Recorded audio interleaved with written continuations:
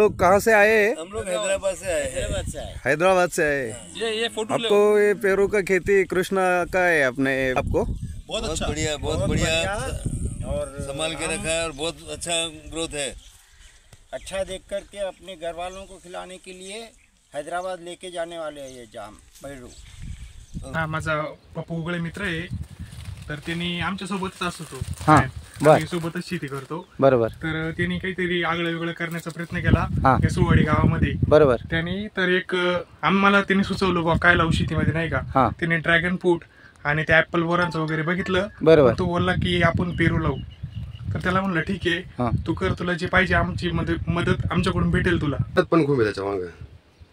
त्या पोरांनी स्वतः मनापासून केलेला एक निश्चय होता, त्यांनी तो पूर्ण करून दाखवलाय गावात. आज युवा पिढीत एकही पोरा एवढा सक्सेस नाही, तो सक्सेस झाला आज शेतीमध्ये. आज प्रत्येक युवा शेतकऱ्याला शेतीमध्ये नवनवीन प्रयोग करायला आवडतं. तसंच सुळेवाडी गावचे प्रगतिशील शेतकरी श्री साहेबराव कारभारी गुगळे यांचे चिरंजीव कृष्णा साहेबराव गुगळे यांनी आपल्या शेतीमध्ये तैवान पेरूचा यशस्वी असा प्रयोग केलेला आहे. खडकाळ माळरानावर त्यांनी तैवान पेरूची सुंदर अशी बाग फुलवली आहे आणि त्यांची यशोगाथा आज आपल्याला समजून घ्यायची आहे. या व्हिडिओमध्ये त्यांनी रोपं कुठून मिळवले, तसेच ती विक्री व्यवस्था कोठे करतात, अशा बऱ्याच प्रश्नांची उत्तरे आपल्याला मिळवून घ्यायची आहे. खरं तर त्यांची ही यशोगाथा अनेक युवा शेतकऱ्यांसाठी प्रेरणादायी ठरू शकते. म्हणूनच ज्यांना पेरूमध्ये किंवा फळबागामध्ये इंटरेस्ट आहे त्यांनी हा व्हिडिओ नक्की बघावा. सर, आमच्या यूट्यूब चॅनलमध्ये आपलं खूप खूप स्वागत आहे. आपलं नाव सांगा. आमचं नाव कृष्णा साहेबराव गुगळे, राहणार सुळेवाडी, सुंदरपूर, तालुका सिन्नर, जिल्हा नाशिक. सर, आपण ही जी काही तैवान पेरूची लागवड केलेली आहे, या पेरूच्या लागवडीविषयी आम्हाला माहिती द्या. सर, पहिल्यांदा तर आपल्याला एक चांगलं काळं वावर, म्हणजे जे निचरा होणार, पाण्याचे निचरा होणार वावर पाहिजे. हे चुनखडीचं वावर नसलं पाहिजे. त्यानंतर त्याची पूर्ण मशागत केली पाहिजे, नांगरून वगैरे सगळं. आणि त्यानंतर मग पाण्याचा त्याचा तर निचरा कसा होईल ते बघायचं. नंतर जास्त पाण्याचा निचरा होत असेल तर साईडनं काहीतरी आपण एक चर वगैरे करून त्यानंतर रोप लागवड केली पाहिजे. आणि नांगरणी वगैरे केल्यानंतर रोटरी करणे आणि भोत वगैरे पाडणे. 4x8 आपली ही लागण केलेली आहे आपण. त्यासाठी जी रोपे आहे ती आपण कुठून उपलब्ध केली? ती आपण कर्नाटकवरून बोलवली होती. कर्नाटक आपले जोडीदार त्यांनी सांगितलं अशा अशा ठिकाणी आहेत. तर इथले आपण चौकशी केली, पण इथल्या रोपांमध्ये जरा भेसळ वाटली मला. बर. त्यानंतर आपण कर्नाटकला कॉन्टॅक्ट केला आणि तिकडून रोपं बोलवली. आपली 1000 रोपं बोलवली आपण. किती क्षेत्र आहे? 1.5 बिघा. 1.5 बिघा क्षेत्र असेल. 1.5 बिघा क्षेत्रामध्ये साधारण म्हणजे 30 गुंठे. 30 गुंठे. 30 गुंठ्यामध्ये 1000 रुपये आपले बसले. हा, 900 रोपं बसवली. 900 रुपये बसवले. मग आपण जी लावली आहे त्याच्या लागवडीमध्ये या 2 रोपांमधलं किंवा 2 ओळीमधलं अंतर हे दोन्ही सांगा आम्हाला. हे एका गल्लीतलं अंतर आपण 8 फूट ठेवलेलं आहे आणि झाडातलं अंतर 4 फूट ठेवलेलं आहे. तर आता झाड लागवडीपासून तर आता हे फळ देत आहे, तर हा जो कालावधी आहे तो किती आहे? 2023 मध्ये लागवड केली होती. तर साधारण प्लॉट आपला एक 1.5 वर्षाचा झालाय. मग आता फळ तयार आहेत आता, नाही का? हा. आता तुम्ही विक्री पण सुरू केली, तर साधारण याची विक्री कुठं करता तुम्ही? विक्री तसं तर व्यापारी जागेवर पण येतात. हा. तर व्यापारी आले तर चांगलंच आहे, नाहीतर मग आहेच आपलं फ्रूट मार्केट नाशिक वगैरे. नाशिकला पण तुम्ही नेता? हा. आणि जागेवर पण काही विक्री चालू जागेवर पण चालू आहे. बर. मग हा जो तुम्ही प्रयोगशील शेतकरी आहेत, तुम्ही आता इतर जे पारंपरिक पीक आहे त्याऐवजी पेरू पीक घ्यायचं ठरवलं, हे तुमच्या मनात कसं आलं? त्या कल्पनेविषयी थोडं सांगा. तसं तर आपण पारंपरिक पीक कंटिन्यू आपली पिढ्यानपिढ्या तीच पीक चाललंय. कांदा, मका, सोयाबीन. बरोबर. त्या पिकातून काय जेवढं पाहिजे तेवढं उत्पन्न काय आपल्याला भेटत नाही. बरोबर. मग त्यानंतर आपण कसं पारंपरिक पिकं सोडून दुसऱ्या पिकांचं कसं वळायला पाहिजे त्याचा आपण विचार केला पाहिजे. मी तोच विचार केला. आणि त्यानंतर माझ्या डोक्यात पहिल्यांदा डाळिंब आलं, पण डाळिंबात जास्त खर्च वाटला. पाण्याचं नियोजन नाही आपल्याकडे, दुष्काळी भाग आला. बरोबर. मग त्यानंतर सीताफळ आलं, पण सीताफळाला पण थोडं जास्त मेंटेनन्स वाटतो. त्यानंतर मग पेरू चॉईस केला.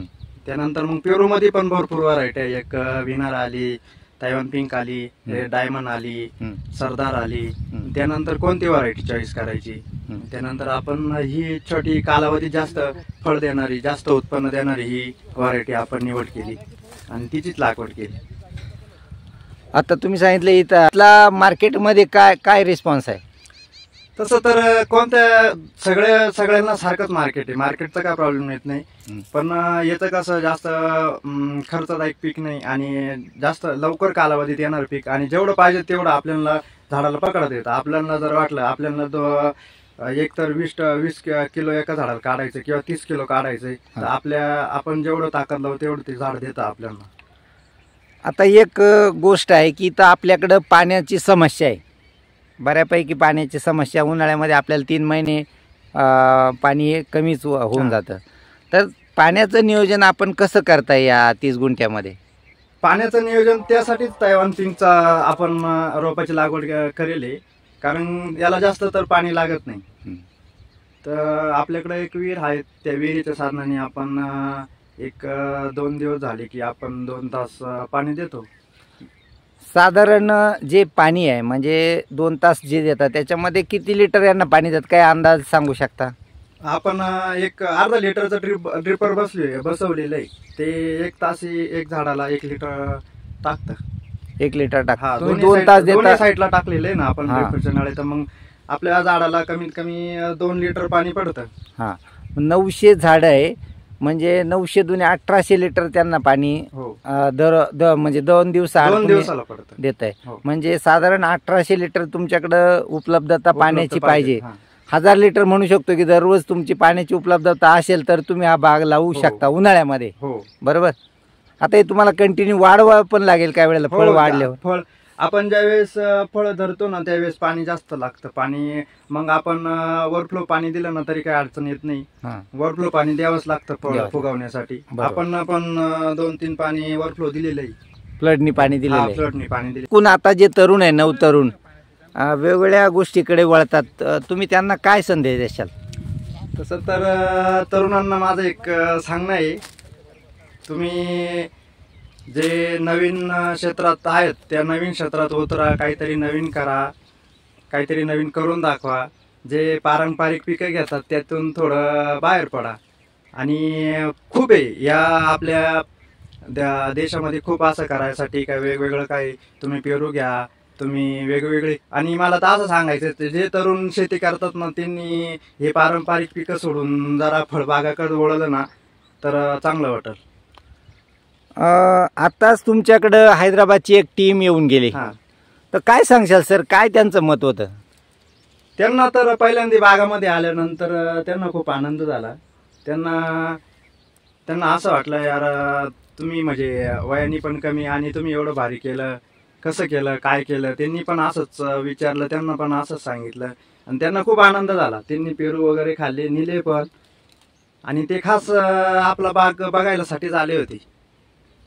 म्हणजे आज राज्य ओलांडून लोक येत आहे, तर आपल्या जवळचे तरुण तुम्हाला का संपर्क करतात का? त्यांची काय दृष्टी आहे, त्यांना काय सांगशाल? कारण आज मला तरी वाटतंय एकूण की तुमचा प्रयोग पाहण्यासाठी एक तेलंगणा, हैदराबाद त्या राज्य ओलांडून लोक येत आहे, 4000 किलोमीटरला दुरून येत आहे.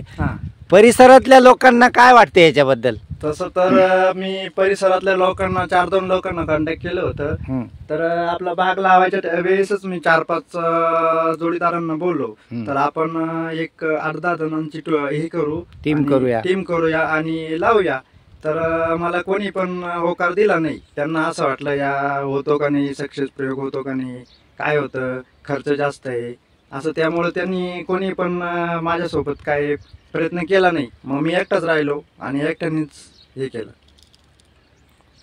खूप छान. एक वेगळ्या विश्वामध्ये तुम्ही आलेले आहात. कारण फळबाग हॉर्टिकल्चर हा जो विभाग आहे खरं तर हा वेगळा आणि खूप क्रिटिकल विभाग आहे. खूप याला म्हणजे नजाकीनं सांभाळावं लागतं. कारण कोणतंही पीक म्हटल्यावर एक लहान बाळासारखं तुम्हाला ते सांभाळावं लागतं. याच्यामध्ये काही तुम्ही पिशव्या वापरल्या जे दिसत आहे त्याचा काय उपयोग आहे जरा सांगशाल? याचा आपला जो सनबर्निंगचा जास्तच मोठा प्रॉब्लेम होतो. जर पेरूला जो सनबर्निंगचा प्रॉब्लेम असतो, हा हे जे सनबर्निंगचा प्रॉब्लेम असतो ना, त्यासाठी आपण ती पिशवीचा वापर केलेला आहे. आणि फळमाशी वगैरे काही डंक करू नये म्हणून त्याच्या हातला फॉर्मचा वापर केलेला आहे. आणि त्यानंतर आपलं बरंच फवारणी वगैरे सगळी बचत होऊन जाते. एकदा फॉर्म पिशवीचा वापर केल्यानंतर त्यानंतर फवारणीचा काही संबंधच राहत नाही.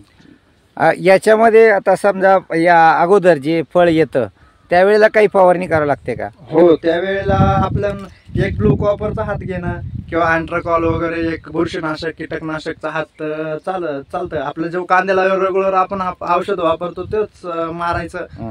आणि त्यानंतर ज्यावेळेस आपल्याला फॉर्म मध्ये येतो त्यावेळेस एक मिलीबगचा किंवा आपण कीटकनाशक किंवा एखादं चांगलं बुरशीनाशक स्ट्रॉंग मधलं तर ते वापरून हे पिशवी बसवल्यानंतर मग तर काय प्रॉब्लेम येत नाही. त्यानंतर तुम्ही हात मारला नाही मारला काय प्रॉब्लेम येत नाही. म्हणजे फारशी रासायनिक फवारणी पण नंतर नाही. ज्या वेळेला फळधारणा होते व्यवस्थित त्यावेळेला त्यानंतर याला फारसं तुम्हाला रासायनिक फवारणी पण नाहीये. आणि आपण तर सगळं जैविकच वापरतो. शेणखत वापरलेलं आहे आपण 4 ट्रॅक्टर. हो. त्यानंतर एक मेंढ्यांचं लेंडी खत वापरलंय 4 ट्रॅक्टर. त्यानंतर कोंबड खत वापरलंय आपण एक 10 गोण्या त्या कोंबड खत वापरलंय. भेसळ डोस मध्ये आपण कोणत्याच प्रकारचा रासायनिक डोसचा कोणत्याच प्रकारचा वापर नाही केलेला आहे. म्हणजे पूर्णपणे तुम्ही सेंद्रियकडे वळण्याचा प्रयत्न आहे. याचा क्वालिटी जी तुम्हाला निर्माण करायची आहे, जी चव निर्माण होणार ती चांगलीच होणार आहे आणि होत आहे. तुम्ही अगोदर याच्यामध्ये काही आंतरपिकं घेतले असं म्हटलं? हो, पहिल्यांदा लागवड केल्यानंतर आम्ही कोबी लावली. तर त्या कोबीचं पण आम्हाला म्हणजे जो खर्च झाला होता रोपांसहित काही ड्रिपचा वगैरे त्या कोबीतून सगळा खर्च आमचा वसूल झाला. त्यानंतर आम्ही उन्हाळ्यात टरबूजची लागवड केली. टरबूज पण आम्ही व्यवस्थित क्वालिटीचं काढलं. 10 टन आम्ही एवढ्या याच्यातून क्षेत्रातून काढलं. त्यानंतर मग आम्ही कांदा लागवड केली. मल्चिंगो कांदा लागवड केली. कांद्याचं पण आम्ही कांदा जरा पेरूला प्रॉब्लेम होत सुटला मग कांद्याचं आम्ही पात वगैरेच काढून घेतली. म्हणाल तर हा पेरू हा जो काही म्हणजे फळबाग आहे पेरू म्हणून परवडेल का? काय वाटतं तुम्हाला आतापर्यंतच्या अनुभवावरून काय सांगशाल साधारण तुम्ही? नाही, परवडेल तर आहे. दुसऱ्या पिकांपेक्षा तर मी सांगेल या पिकामध्ये जास्त उत्पन्न आणि खर्च कमी. आणि आपल्याला जे आपण मेहनत करतो, जे मेहनतीला जास्त आपण कसतो ते सर्व कमीच लागतं. आणि उत्पन्न मामा ते पूर्ण दुसऱ्या पिकांपेक्षा जास्त आहेच. बरं, जे शेतकरी आहे ज्यांना 3 महिने पाणीच नाही त्यांनी जर लावलं तर काय त्यांना काही वेगळ्या पद्धतीनं काही गायडन्स करता येईल का तुम्हाला? कोणतं पीक लावल्यानंतर त्याला पाण्याची गरज आहे. 3 महिन्यानंतर तुम्ही एक 5 दिवसानंतर जर 1 तास पाणी जर दिलं तर पेरू जगू शकतो. आणि मग तो पावसाळ्यात ते पीक घेऊ शकतो? हो, पावसाळ्यात तो पीक घेऊ शकतात. पण पाणीच नसेल तर मग कशाला खर्च करण्यात काय उपयोग नाही. बरोबर. ती अपेक्षित म्हणजे याचं जे उत्पन्न म्हणजे पैशाच्या याच्यात नको म्हणू, मला हे म्हणायचं आहे की त्यात तुमचे किलोमध्ये साधारण किती निघतील किंवा कॅरेटच्या संदर्भात तुम्ही काय सांगू शकता? तर आपण या सर्व प्लॉटला आपले 900 झाड आहे ना, त्यांना आपण 20,000 फॉर्म बसवलेले. म्हणजे एकूण आपण हिशोब केला तर आपण असं समजायचं या 900 झाडांमध्ये आपण 20,000 फळांना आपण फॉर्म बसवलेले. ते एक फळ आपण एक 300 ग्रॅमचं जर धरलं तरी आपल्याला त्याचं 8 टन उत्पन्न अपेक्षित आहे. खूप छान. तर आपण आम्हाला खूप छान अशी माहिती दिली पेरूबद्दल आणि नवीन तैवानची तुम्ही लागवड केलेली आहे. खरंच हा वेगळा प्रयोग आहे, कठीण आहे आणि पहिलं पाऊल तुम्ही उचललेलं आहे. तुमच्या या पहिल्या पावलासाठी आमच्या खूप खूप शुभेच्छा आमच्या चॅनलकडून. आणि खरंच तरुणांनी वेगवेगळ्या गोष्टी कराव्या असं व्यक्तिमत्व तुम्ही स्वतः एक पाऊल काय म्हणतात लिडिंग फ्रॉम द फ्रंट अशा रीतीने तुम्ही खऱ्या रीतीने एक संदेश दिला आहे आणि काम करून संदेश दिला आहे. नुसतं बोलून नाही तर तुम्ही कर्तृत्वाने तुम्ही दाखवलं आहे की फळबागामध्ये सुद्धा यशस्वी होऊ शकता. आणि पारंपरिक पिकामध्ये जी मेहनत आहे आणि त्या समजा कांद्यासारखं पीक आहे, नगदी पीक आहे, खूप चांगलं आहे, परंतु त्याचा भावामध्ये खाली चढ उतार होत असतो. पण एक शाश्वत उत्पादन देणारं पीक तुम्ही घेत आहेत आणि आमच्या तुम्हाला मनापासून शुभेच्छा. खूप खूप धन्यवाद.